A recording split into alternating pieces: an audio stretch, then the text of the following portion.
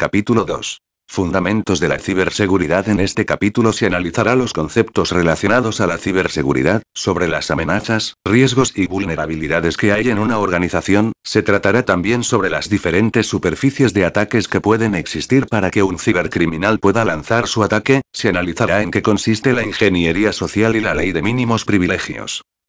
2.1. Los tres pilares de la seguridad. Los datos son valores, números, medidas, textos, documentos en bruto. La información es el valor de esos datos, es lo que aporta conocimiento.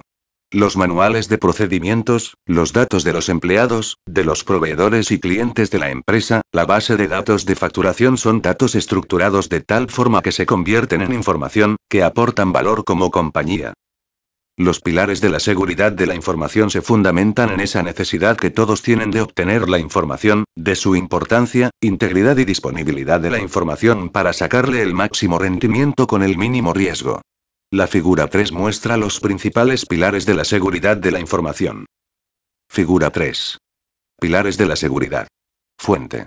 Elaboración propia. Según la figura 3, la seguridad está fundamentada por tres pilares, pero puede haber más que puedan fundamentar a la seguridad. En este caso, si alguno de los lados es débil se perderá seguridad o usabilidad. Si falta alguno de los lados la organización queda expuesta a ataques. Para esto se debe conocer en detalle cuál es la función de cada lado en el gráfico. Ahora que se compre la importancia de la información se puede deducir que si aquella, que es vital para la organización cayera en manos inapropiadas puede perder su valor, se perderá intimidad o capacidad de maniobra y además la reputación puede verse dañada sin contar con que la información puede ser accedida por cibercriminales y cualquier otra potencial fuente de riesgos para un determinado proyecto. Confidencialidad. La confidencialidad consiste en asegurar que solo el personal autorizado accede a la información que le corresponde. De este modo cada sistema automático o individuo solo podrá usar los recursos que necesita para ejercer sus tareas. Para garantizar la confidencialidad se recurre principalmente a tres recursos. Autenticación de usuarios. Sirve para identificar que quien accede a la información es quien dice ser. Gestión de privilegios. Para los usuarios que acceden a un sistema puedan operar solo con la información para la que se les ha autorizada y solo en la forma que se les autorice, por ejemplo, gestionando permisos de lectura o escritura en función del usuario. Cifrado de información. Según Costas Santos, 2011, el cifrado también denominado encriptación, evita que ésta sea accesible a quien no está autorizado. Para ello se transforma la información de forma inteligible a una no legible y es aplicable tanto a la información que esté autorizado para ello como para la que no lo está. Solo mediante un sistema de contraseñas puede extraerse la información de forma inteligible y es aplicable tanto a la información que está siendo transmitida como a la almacenada. Los principios de confidencialidad no solo deben aplicarse para proteger la información sino todos aquellos datos e información de los que sea responsables. La información puede tener carácter confidencial no solo por ser de alto valor para la organización, sino por ejemplo porque puede estar amparada por legislación de protección de datos de carácter personal. Un ejemplo de violación de la confidencialidad son las filtraciones sufridas por entidades bancarias, grandes empresas y gobiernos para exponer públicamente algunas de sus actividades. La integridad. Es el segundo pilar de la seguridad, consiste en asegurarse de que la información no se pierde ni se ve comprometida voluntaria e involuntariamente. El hecho de trabajar con información errónea puede ser tan nocivo para las actividades como perder la información. De hecho, si la manipulación de la información es lo suficientemente sutil puede causar que se arrastre una cadena de errores acumulativos y que sucesivamente se tome decisiones equivocadas. Para garantizar la integridad de la información se debe considerar lo siguiente. 1. Monitorear el tráfico de red para descubrir posibles intrusiones. 2. Auditar los sistemas para implementar políticas de auditorías que registre quién hace qué, cuándo y con qué información. 3. Implementar sistemas de control de cambios, algo tan sencillo como por ejemplo comprobar los resúmenes de los archivos de información almacenados en sistema para comprobar si cambian o no. 4. Como otro recurso se tiene las copias de seguridad, que en caso de no conseguir impedir que se manipule o pierda la información permitan recuperarla en su estado anterior. Disponibilidad.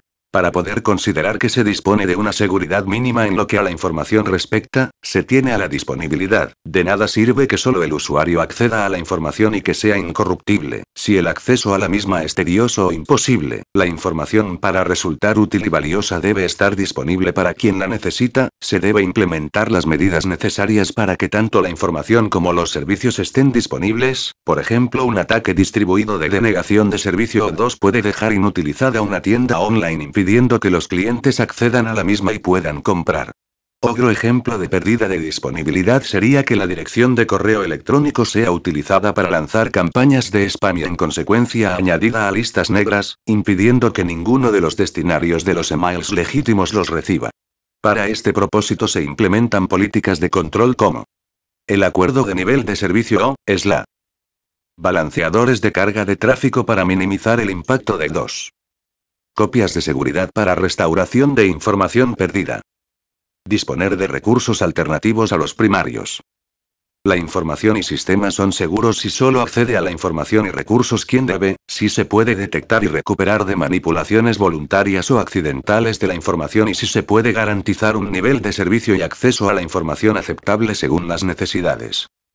Carpentier, 2016, indica que el uso de sistemas de información implica establecer normas y procedimientos aplicados al uso y sistemas de información ante posibles amenazas como elaborar varias normas y procedimientos. Definición de acciones que deben emprender las personas. Definición del perímetro que se va a afectar. 2. Evaluación de riesgos, amenazas y vulnerabilidades. Cuando se plantea mejorar la seguridad de una empresa se debe tener en cuenta varios factores que se muestra a continuación. Recursos, amenazas. Vulnerabilidades, riesgos. Se entiende a los recursos como los bienes tangibles e intangibles con los que se cuenta para realizar las tareas. La información de que se dispone es un bien intangible, ya sean las bases de datos de clientes, proveedores, los manuales de producción, las investigaciones y las patentes. Por otro lado, se tiene a los bienes tangibles, que son los recursos físicos de que se dispone en la empresa, servidores, equipos de red, computadoras, teléfonos inteligentes, vehículos, bienes inmuebles, etc. La figura 4 muestra un ejemplo de bienes tangibles e intangibles. Figura 4. Ejemplo de bienes tangibles e intangibles. Fuente.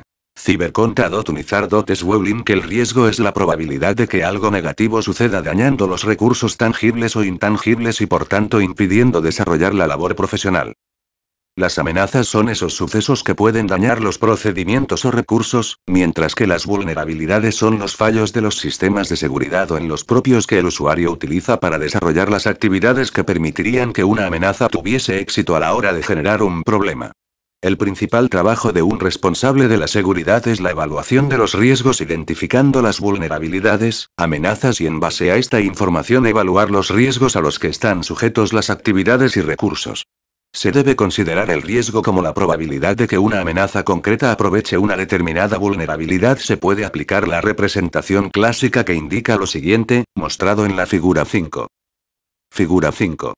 Fórmula para medir el riesgo. Fuente. Elaboración propia. La figura anterior indica que el riesgo es igual al resultado de sumar el impacto producido por la amenaza por la probabilidad de que una vulnerabilidad permita que dicha amenaza tenga éxito.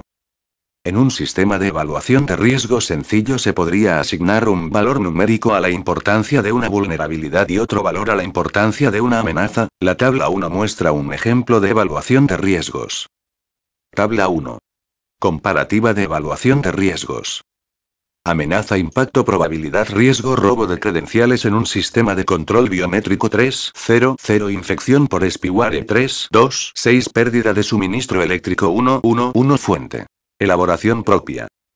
En la tabla anterior las amenazas que no causan daño tendrían un impacto 0, mientras que las que causan un gran daño tendrían un valor de impacto igual a 3, del mismo modo la probabilidad puede ser nula, baja, media o alta, con lo que se podría dar valores de probabilidad de 0 a 3, multiplicando ambos valores se obtendría el valor de riesgo. De esta forma se podría clasificar los distintos riesgos a los que se está expuesto y actuar en consecuencia, empezando por los de mayor gravedad. Por ejemplo, si existe una amenaza de ataques mediante robo de credenciales para acceder a un recurso cifrado, el impacto de perder dicha información sería alta, pero ya que se tiene un sistema de autenticación biométrico, las probabilidades de que exista una probabilidad aprovechable son prácticamente nulas, por lo tanto el riesgo es cero para esa amenaza. Tipos de amenazas existen: amenazas difícilmente controlables como las naturales, como los desastres o errores humanos, pero que deben ser tenidas en cuenta a la hora de calcular riesgos. Una persona podría borrar accidentalmente información de un servidor o podría enviar un correo electrónico con información confidencial a un destinatario erróneo. Del mismo modo, el hardware de los recursos informáticos de la empresa puede verse dañado por el uso, por inundaciones, fallas eléctricas, etc.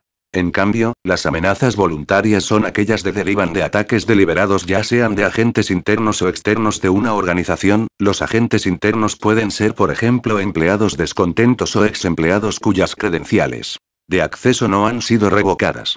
Mientras que los agentes externos pueden ser competencia desleal, activistas, terroristas, cibercriminales, etc. Vulnerabilidades. Las vulnerabilidades son por lo general fallos de diseño de procedimientos o de recursos. Las vulnerabilidades existen, no se fabrican. Una vulnerabilidad es cualquier fallo de diseño que permite que una amenaza pueda afectar a un recurso. Si se habla de recursos informáticos, se suele decir que una vulnerabilidad es un fallo de diseño de un sistema no actualizado o un sistema mal configurado que permite que un agente externo acceda sin permisos apropiados al recurso o información que dicho sistema gestiona. En función del tipo de recurso al que estemos orientados, existen distintas fuentes de información donde se puede buscar vulnerabilidades aplicables a los sistemas con que se cuenta. Por ejemplo, si se usa el gestor de contenidos WordPress para desarrollar una página web, se puede buscar vulnerabilidades del CMS, de algunas de sus plantillas o de los plugins que se utilizarán para dar funcionalidad a la página web en https. www.vulnerabilidades.com. La figura 6 muestra la página principal de este sitio de búsqueda de vulnerabilidades. Figura 6. Sitio web de vulnerabilidades de sistemas. Fuente: www.vulnerabilities.com. Si se busca base de datos más amplia o relativas a más sistemas, se puede acudir a las bases de Creo Common Vulnerabilities and Exposures. Por ejemplo, se puede recurrir al Boletín de Vulnerabilidades del Centro Criptológico Nacional de España o CCN, CERT. La figura 7 muestra la página principal de este buscador de vulnerabilidades. Figura 7. Base de datos de vulnerabilidades de España.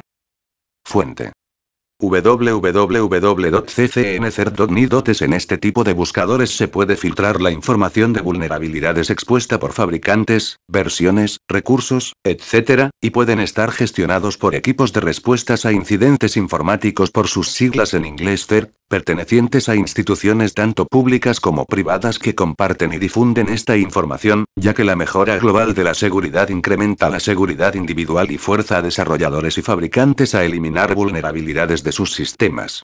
Por ejemplo, la tabla 2 analiza un caso práctico de evaluación de riesgos. Tabla 2. Evaluación de riesgos en una empresa. Amenaza, impacto, probabilidad, riesgo, robo de credenciales en sistema de identificación biométrico 3.0.0, infección por spyware 3.2.6, pérdida de suministro eléctrico 1.1.1, ataque por ransomware 2.2.4. Fuente: elaboración propia.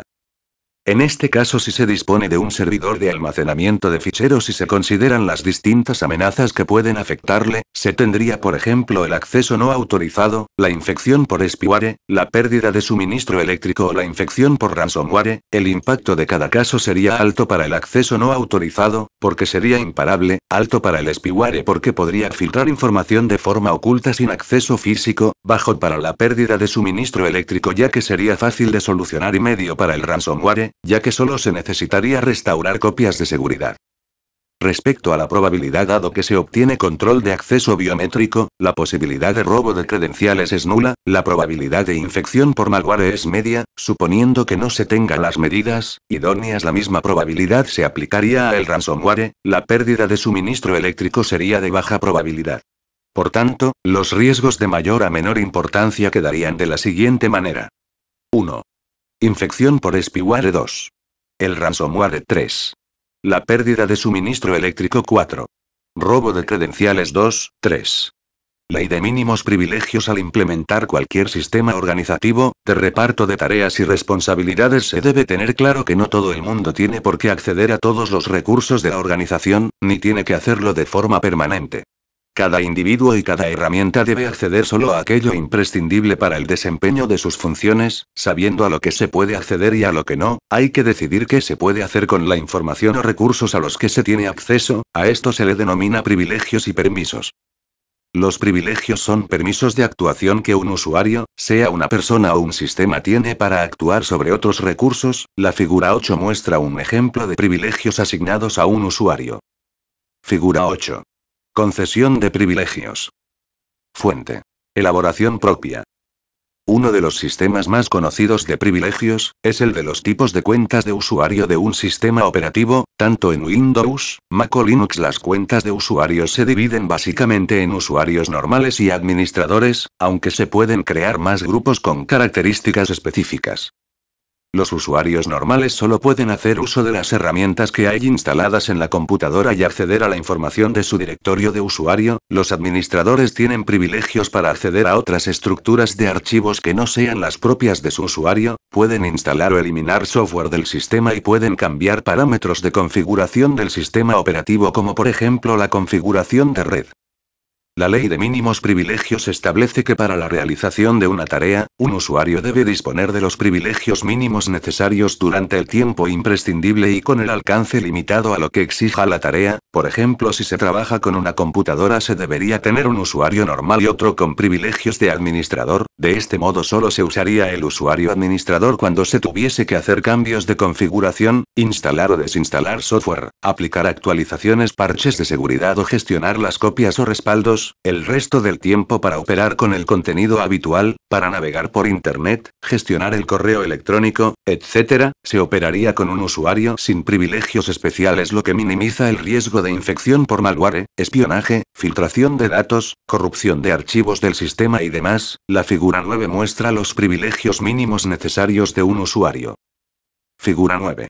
Mínimos privilegios necesarios de un usuario. Fuente. Elaboración propia. Se puede ver el usuario con el que se está operando en Windows a través del comando OAMI en la línea de comando, lo cual indica el nombre de la computadora y el nombre de usuario. Si se añade unos complementos al comando, se informará a qué grupo pertenece y de los privilegios asignados, como se muestre en la figura 10. Figura 10. Comando para verificar permisos y roles de usuario en Windows. Fuente. Elaboración propia. Si se ejecuta el mismo comando como administrador, se muestra una lista de privilegios más larga. Conceder los permisos adecuados a cada usuario de un sistema es tan importante para la disponibilidad, como lo es para la confidencialidad y la integridad revocar ese permiso cuando ya no sea necesario. Por esto que las políticas de privilegios no solo deben ocuparse de la asignación, también de la revocación de los mismos. Por ejemplo, cuando un empleado cambia de departamento, abandona la empresa o está de vacaciones. 2.4. Ingeniería social. Según Agnabi, 2011, la ingeniería social es cualquier acto que induce a una persona a realizar una acción que puede, o no, ser en su mejor interés. Los fundamentos de la ingeniería social se basan en la forma de aplicar determinados conocimientos psicológicos y sociológicos fundamentales, es decir, no se trata de conocimientos excesivamente complejos porque el atacante normalmente no dispone de muchos detalles de su víctima y tiene que basarse en generalidades estadísticamente válidas para obtener en la misma proporción resultados estadísticamente positivos.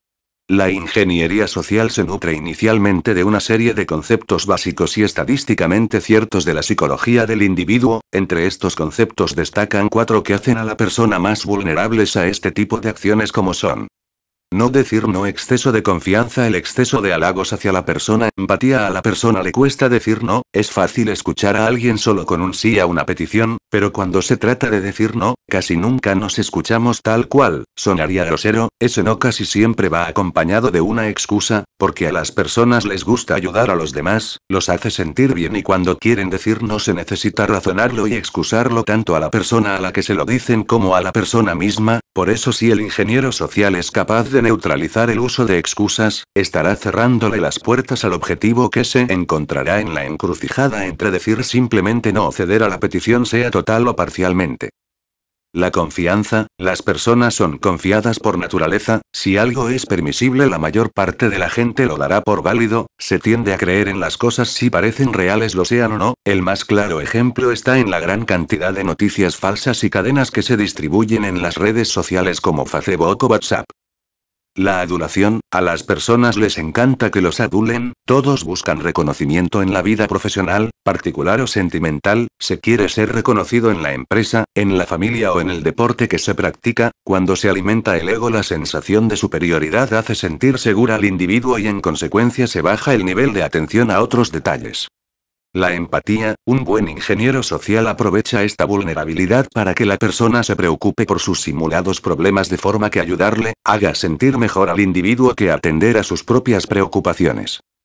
La tribu o los clanes, desde el punto de vista más sociológico, la principal barrera o vulnerabilidad según se mide para un ingeniero social, es la tribalización, los clanes, todos somos vulnerables en cuanto a que por defecto confiamos, esta confianza es más fuerte si cabe con la gente del círculo cercano, la familia, los amigos, compañeros de trabajo. La persona es más receptiva a todo aquello que les cuenta gente del clan o tribu, es más fácil creer en algo que diga a la madre o el hijo, que lo que le cuente cualquier extraño y por difícil que resulte de creer, el asunto del que le hablen carece totalmente de importancia. El contexto, al hablar de tribu o clan no solamente se habla de la gente que se conoce directamente, también se habla de los contextos, ya que el elemento de una tribu a la que se pertenece, solo tendrá sentido en dicho contexto. Una de las formas más habituales de uso de la ingeniería social para atacar infraestructuras informáticas es la obtención de información personal de la plantilla de una organización, consciente que dicha información permita descubrir contraseñas y acceso a recursos restringidos. También se usa la ingeniería social para generar campañas genéricas de email fraudulentos conocidas como phishing, destinadas a distribuir por ejemplo malware. Actualmente la ingeniería social es el principal método de distribución de ransomware, un malware que cifra los archivos y pide un rescate económico. El phishing funciona porque el email parece auténtico, suplanta la identidad corporativa de una empresa reconocible, es muy común suplantar a compañías eléctricas, proveedores de servicios telefónicos, el caso del espía phishing es una variación del phishing que, en lugar de distribuirse masivamente, emplea email redactados y diseñados para engañar específicamente a una persona. Es común suplantar a un miembro de la compañía de posición jerárquica, a un proveedor o a un cliente, así consiguen crear una historia consistente capaz de engañar a la víctima específica mediante la ingeniería social. Para defenderse de los ataques de ingeniería social se debe ser siempre meticuloso a la hora de identificar la identidad de quien nos escribe o visita alguna oficina y la titularidad de las páginas web que se visita, de este modo será más difícil caer en los engaños de lo que aparentemente son visitas, correos electrónicos o páginas web normales. 2.5. Superficie de ataque. Los elementos que conforman la superficie de ataque de una infraestructura, es la totalidad de elementos susceptibles de tener vulnerabilidades que pueden ser explotadas por un incidente natural o por un ataque deliberado. Entre los elementos que conforman la superficie de ataque de una infraestructura IT, se tiene a los dispositivos de red como router, switch o firewall, también las computadoras, servidores y sistemas de almacenamiento en red de la infraestructura, así como los sistemas operativos, aplicaciones y firmware implementados en todos esos equipos, incluso las personas que usan y administran toda esa tecnología forman parte de la superficie de ataque a esa infraestructura, ya que tienen sus propias vulnerabilidades. La figura 11 muestra el detalle de superficie de ataque de la infraestructura de TI. Figura 11. Superficie de ataque en infraestructura de TI. Fuente. Elaboración propia. Cuanto mayor sea la superficie de ataque, es decir, cuantos más elementos estén expuestos, más probabilidades hay de que existan vulnerabilidades disponibles para un ataque, por lo que minimizar esta superficie implica una reducción de los riesgos que pueden causar problemas, además que puede reducirse también la tasación de los riesgos que no se puedan evitar. La figura 12 muestra los riesgos en la superficie de ataque. Figura 12. Superficie de ataque vs riesgos. Fuente. Elaboración propia. Al estudiar las diferentes superficies de ataques se dice que hay dos formas de ataque, la pasiva y la activa. El ataque pasivo consiste en monitorear al sujeto atacado, es un ataque no invasivo ya que no afecta a la infraestructura, pero monitoriza lo que ésta puede almacenar o transmitir, incluso información que es directamente pública. Para este tipo de ataques se pueden atizar técnicas de monitorización de tráfico en busca de documentos, contraseñas o fuentes abiertas de información conocidas como OSINT. Los ataques pasivos están orientados exclusivamente a obtener información que puede ser suficiente en sí misma o ser empleada para posteriores ataques activos. Es por esto que identificar un ataque pasivo puede poner en alerta al usuario respecto a uno activo. La figura 13 muestra los elementos del ataque pasivo. Figura 13. Fuentes del ataque pasivo. Fuente. Elaboración propia. Los ataques activos se caracterizan por acciones directas que tratan de penetrar la infraestructura, e incluso de hacerse estables dentro de ella de forma permanente. Los objetivos suelen ser sabotajes, robo de información o despliegue de malware para espionaje o secuestro de equipos para otras actividades de ataque contra terceros objetivos. Las vulnerabilidades son fallas en los sistemas, no son puertas abiertas diseñadas deliberadamente, sino errores de diseño, configuración o implementación que generan oportunidades de ataque, es decir, que hacen viable una amenaza. Por ejemplo, se puede analizar las distintas superficies que se tienen que estudiar para identificar potenciales amenazas y vulnerabilidades como: software está compuesto de aplicaciones, servicios, ejecutables, páginas web y otros servicios como NFTP, Telnet y otros similares. Las vulnerabilidades en el software son fallas en la programación o compilación de los programas que ejecutan las computadoras a servidores. Los ataques a estas vulnerabilidades pueden derivar en un mal funcionamiento del software, acceso a información restringida, fallos de sistema, etc. Para reducir esta superficie de ataque, hay que reducir al mínimo el software instalado en las computadoras y servidores, mantener actualizado el software y aplicar todos los parches de seguridad publicados por los desarrolladores. Configurar el software con la ley de los mínimos privilegios en mente, no utilizar software pirata o de fuentes no confiables y explorar recurrentemente las bases de datos públicas de vulnerabilidades en busca de aquellas que puedan afectar al software. Hardware. Estadísticamente hablando, el hardware es la segunda superficie de ataque a considerar. Lo común es que, para atacar a un dispositivo hardware, el atacante necesita tener acceso físico al dispositivo. En este caso es fácil analizar que las amenazas naturales como fallos por envejecimiento de equipos o desastres como robos, incendios o inundaciones, afecta específicamente a esta superficie de ataque. Los ataques a hardware también pueden producirse a través de la red o afectando al medio físico de transmisión. Por ejemplo, los perturbadores de señal pueden interrumpir las comunicaciones de distinto tipo de tecnología inalámbrica mediante la generación de ruido radioeléctrico en la frecuencia y forma correcta. Este tipo de ataques podría anular sistemas de comunicaciones de los que dependen alarmas, sensores o cualquier otro tipo de comunicaciones, ya sean entre dispositivos o personas. Todo hardware de la infraestructura está o puede estar expuesto como dispositivo en sí mismo, por sus puertos y protocolos de comunicaciones, aplicaciones e interface. Para reducir al mínimo la superficie de ataque, se debe proteger físicamente los equipos frente a incidentes y sabotajes mediante instalaciones seguras con controles de acceso. Se debe configurar los equipos cerrando todo puerto innecesario y deshabilitando cualquier protocolo de comunicación no pertinente. En el entorno de red se puede desplegar firewalls, sistemas de detección de intrusión y sistemas de gestión y balanceo de carga de tráfico. Al igual que con el software, se debe mantener el firmware actualizado de los equipos y evitar que personal no autorizado pueda manipular su configuración. Recursos humanos. Por último, esta es la última superficie de ataque correspondiente a los recursos humanos, que pueden actuar contra los intereses de la organización por descontento, error, engaño o coacción.